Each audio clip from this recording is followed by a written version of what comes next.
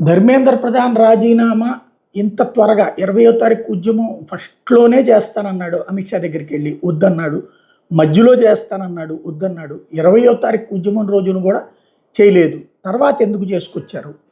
అంటే జంతర్ మంతర్ దగ్గర ఢిల్లీలో వినబడుతున్న మాట ఏంటంటే జంతర్ మంతర్ దగ్గర ఏదైతే మొన్నటిదాకా 300, 500, 1000 మందే వచ్చారు. ఆ తర్వాత మొన్న ఈ ఇన్సిడెంట్ జరిగిన రోజున ఎట్లయితే వచ్చారు 20వ తారీఖున, ఆ వచ్చినటువంటి వాళ్ళలో ఉన్నోళ్ళు అందరూ కూడా ఎవరు కాక్రోచ్ జనతా పార్టీ అని కాదు, అభిమానం కాదు, యాంటీ మోడీ శక్తులు, యాంటీ నేషనలిస్ట్ శక్తులన్నీ ఏకమైనవి అక్కడ.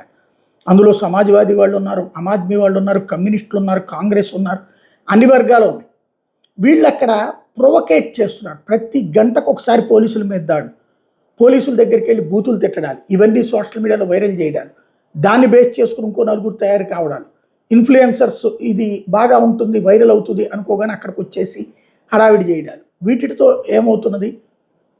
ఖచ్చితంగా ఇప్పుడు పోలీస్ దగ్గరికి వెళ్ళి చొక్కా పట్టుకున్నప్పుడు ఏం చేయాలి? పోలీసు ఈడ్చి 4 కొట్టాలి. కొడతదుగు కొట్టేశారు, లేదా పోలీస్ మీదకి రాళ్ళు వేశారు, పోలీసు ఏం చేయాలి? లాఠీలతో 4 బాధాలి, దిగుదుగు కొట్టేశారు. ఇంతవరకు బాగానే ఉంది. పనిలో పనిగా ఈ పరిగెత్తే క్రమంలో, పోలీసులు కొట్టినప్పుడు పారిపోయే క్రమంలోనో, లేకపోతే పోలీసులు దెబ్బ తగలరాని చోట తగిలితేనో ఒకళ్ళు ఎదురు చచ్చిపోయారు అనుకోండి.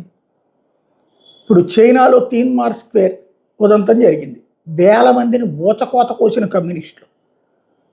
ఆ ప్రభుత్వం నిలబడింది అట్లాగా తీన్మార్ స్క్వేర్ దగ్గర, కమ్యూనిస్టుల ప్రభుత్వం.